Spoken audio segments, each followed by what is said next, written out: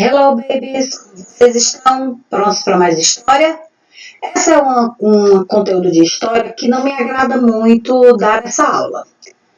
Não me agrada, tá? Em falar sobre isso. Mas eu acho mega, ultra, super, hiper importante falar. Então, por mais que eu não me sinta à vontade para a gente poder falar sobre isso, porque assim, um mal-estar de lembrar que isso aconteceu, eu vejo a importância da gente abordar esse assunto, tá? A vinda forçada dos africanos para o Brasil e os africanos escravizados. Essa é a nossa aula de hoje. Nós vamos falar um pouco sobre esse momento. Todos nós sabemos que o Brasil foi, entre aspas, descoberto, né, pelos portugueses e pelos espanhóis por volta do ano de 1500. Eles chegaram aqui e colonizaram essas terras. Aqui já existiam os índios nativos desse lugar, que na verdade, antigamente, eram os verdadeiros donos. E por não ter armas de fogo, nem poder de proteção das suas terras, se render aos portugueses. Porém, quando tudo parecia menos ruim, aconteceu que não tinha mais mão de obra para trabalhar nas fazendas. Aqui foi de cana-de-açúcar. Qual a ideia que tiveram? Que alguns países já faziam escravos, além dos indígenas locais. Os indígenas já conheciam muito bem as florestas por viver nela há muito tempo. O que acontecia? Fugiam, preferiam morrer do que trabalhar como escravos. Muitas aldeias foram dizimadas porque não queriam se render. Então surgiu a oportunidade de capturar pessoas fora do Brasil. E isso, gente, não aconteceu só com o Brasil, não. Outros países também tiveram sua parcela na escravidão. Mas a gente tem que falar sobre o Brasil, né? E os comerciantes, né, os traficantes de pessoas, que eles iam para a África, várias localidades do continente africano, eles iam e capturavam, sequestravam à força, claro, essas pessoas. Dentre elas, jovens, homens, mulheres, idosos, crianças, adolescentes, enfim. Geralmente, eles buscavam quem tinha mais força para o trabalho braçal. Geralmente, os mais jovens e até, claro, os adultos, claro, né? E, por sua vez, nada era muito amigável. Eles eram sequestrados e trazidos à força, sim. Os negros africanos, eles viviam igual os indígenas. Muitas sociedades naquela época, em tribos, tá? Viviam em pequenas comunidades, chamamos de tribo. Perceba que tribo não é só de índio. Tribos são pequenas comunidades. Por exemplo, um bairro onde eu moro poderia até ser considerado como uma tribo, a tribo onde eu moro. Mas hoje em dia não se diz mais esse nome, é bairro, né? Então, os negros africanos, eles são como os indígenas vivem, livres, com a liberdade deles, com os afazeres dele, com a sua caça, com a sua pesca, vivendo na lavoura. Já era uma sociedade, mas não tinha a defesa para esse tipo de coisa. Então, o que aconteceu? Eu até coloquei aqui um trechozinho que diz assim, ó: a escravidão no Brasil marcou profundamente a população, em virtude da participação importante em sua formação e também pela resistência à violência sofrida durante 300 anos. E não foi fechado não, foi mais de 300 anos de escravidão. Então, por mais de 300 anos de escravidão, muitos negros foram capturados. Coloquei algumas fotos, não é para assustar ninguém, não. Essa é a realidade. Pode pesquisar na internet, tem coisas piores do que eu coloquei aqui. Tá? Então, se você não gosta de ver, nem procure. E E aí a gente tem um pouco da realidade deles. Eles eram trazidos em navios chamados de navios tubeiros, ou também navios tubeiros. Eu vou colocar o mouse aqui em cima, ó.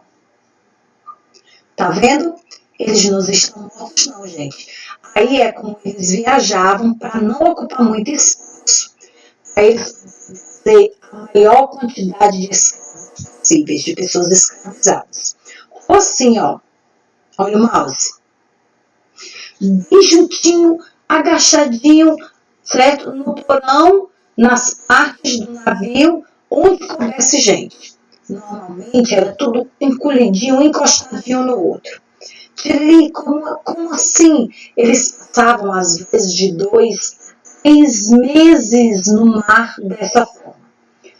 Poucas eram, às vezes, os capazes, das pessoas que cuidavam para eles não fugirem, deixavam eles lá pelos caminhos para poder a sua articulação, né, não ficar enrijecida e não perder o trabalhador, mesmo sendo a força.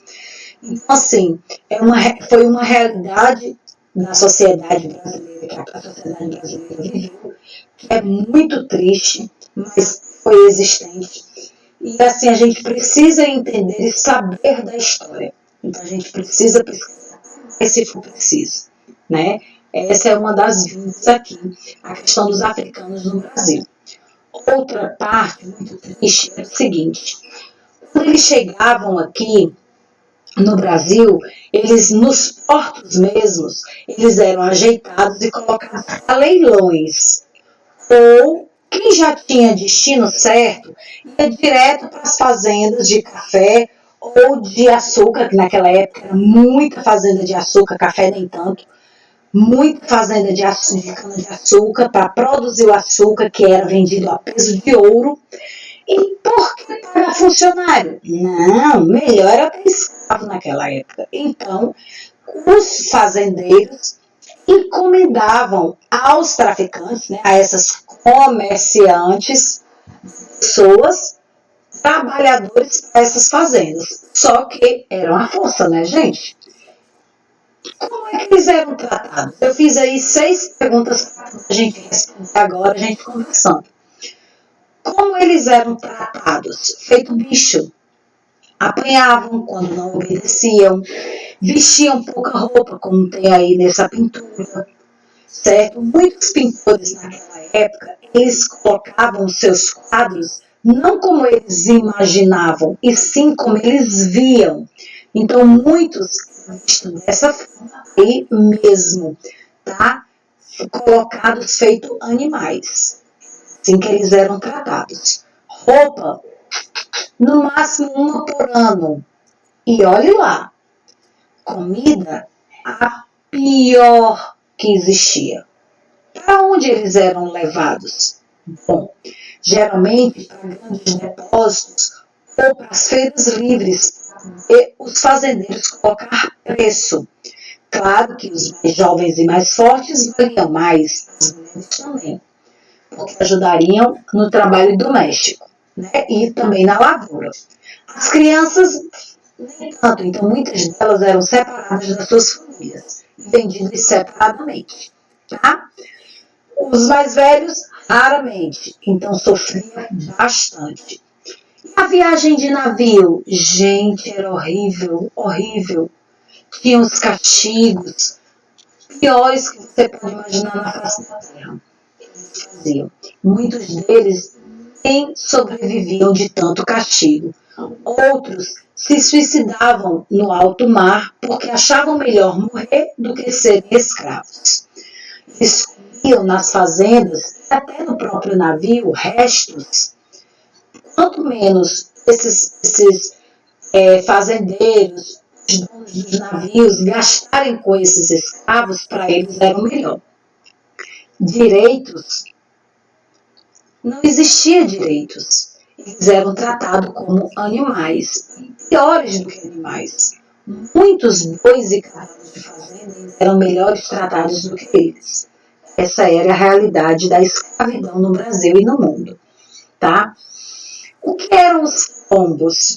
Os quilombos eram o seguinte: como aqui no Brasil naquela época ainda existia muita mata fechada, muito lugar isolado, os negros africanos eles eram escravos junto com os indígenas, certo? Então, o que foi que aconteceu? Muitos indígenas ensinavam e fugiam junto com os negros escravizados, né, os africanos, para territórios isolados, com difícil acesso, que raramente um banco português ou até mesmo que já tivesse nascido no Brasil saberia, porque eles não gostavam de se arriscar. Né? Então, o que acontece? Foram começados a ser criados comunidades chamadas de quilombos, tá? Para que eles pudessem se refugiar, se esconder. Né? E assim eles começaram a fugir. Mas entenda que ao longo de 300 anos, gente, um dos quilombos mais divulgados é o quilombo dos Palmares, né? Que era na Bahia, aqui no Nordeste, né? E tem outros também, mas esse foi um dos mais famosos, né? Foi um dos que fez história também. Então, os quilombos eram esses lugares, né? E tem muitas coisas que a gente pode verificar com a questão da escravidão. Então, se liga aí. Hoje, o Brasil e o mundo não suportam mais a escravidão. Não tem mais espaço para ela. Então, por isso que a gente precisa conhecer a história, precisa entender a história e precisa aprender a respeitar as pessoas. Beleza? Show de bola? Então fica aí a dica. Não foi fácil para ninguém. Tá? Cheiro no coração.